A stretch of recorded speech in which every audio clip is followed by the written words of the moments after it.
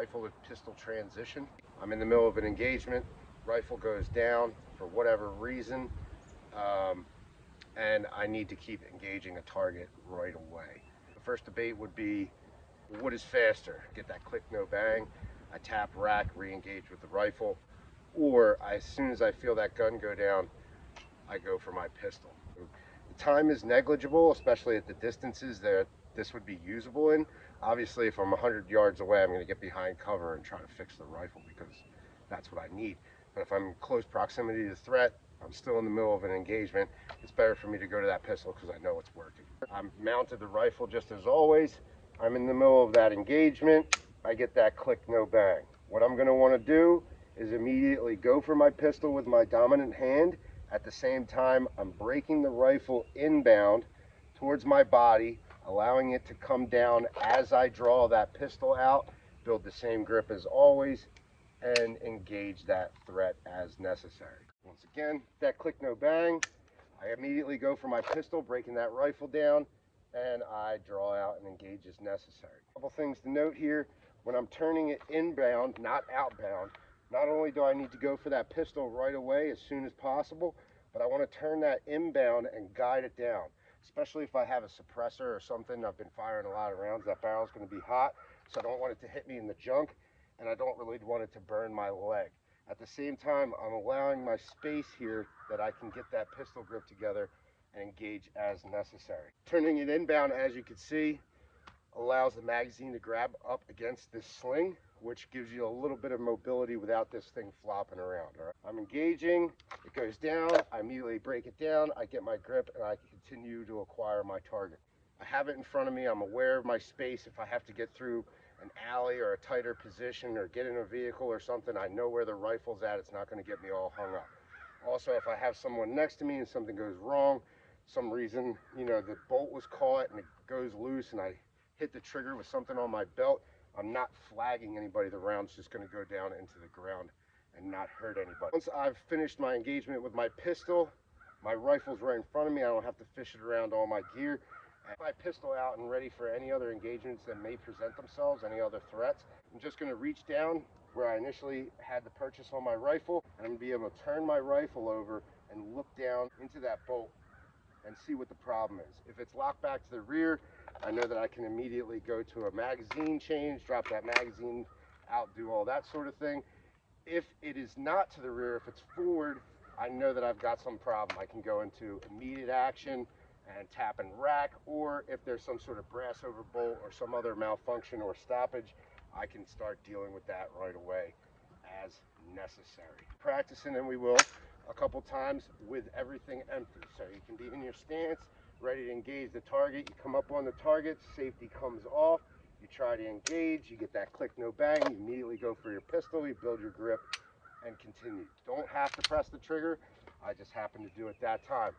After I'm done engaging, I flip that rifle over, keeping it mostly in a safe direction, but allowing myself to look into the bolt carrier space and as well as the breech. I then can put my pistol away and deal with whatever I have to, get that rifle up and ready, and continue on mission. So I have one round in the rifle, a couple rounds in the pistol, and I'm just going to go through the mechanics as proficiently as I can, trying to remember my offset, but basically focusing on the mechanics of the drill. And that'll look something like this.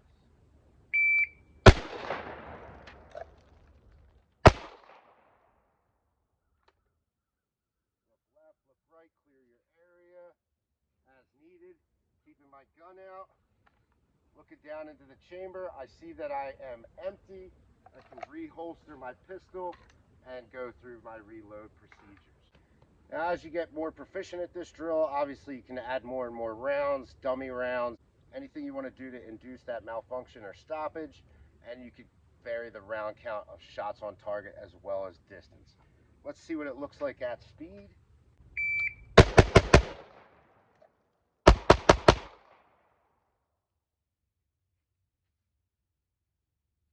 .63 first shot on target, and then a 174 transition between the time that I got that click, no bang until I actually transferred over to my pistol and began shooting. Ready?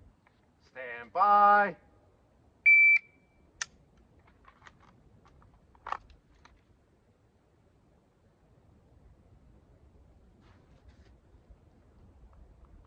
Good. He's checking out the malfunction with his rifle. He can put his pistol back and do whatever is necessary.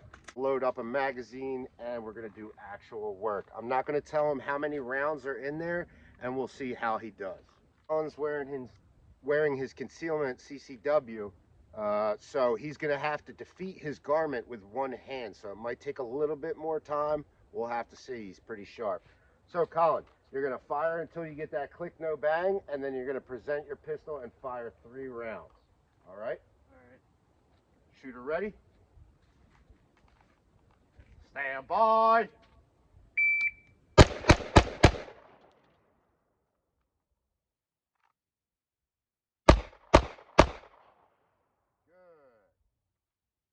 Gonna check it. What do you see, buddy? Empty, right? So then he would do his reload as necessary. Excellent. So a 723. His first shots of the day. So all 7 shots on target with the transition at a 723 is pretty fucking hot shit. All good shots on target. And bye. Good.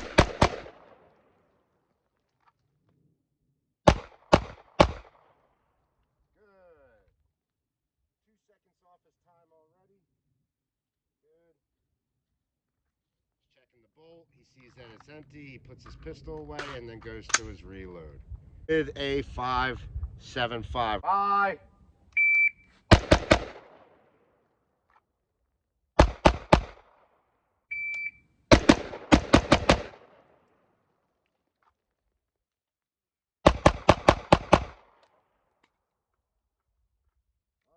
so he ran his pistol empty. He reloaded it because that's the gun that's out.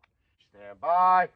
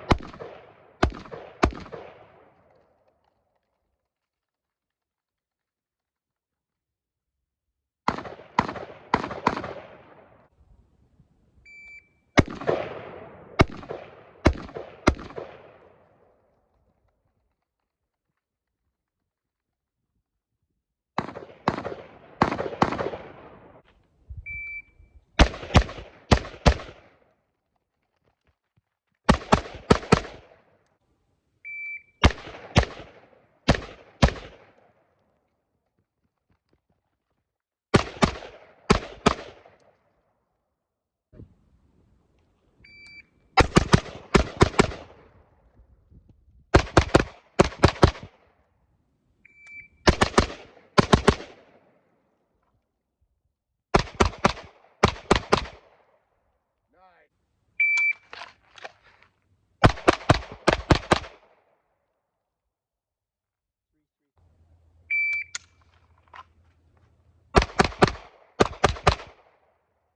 Nice. 397.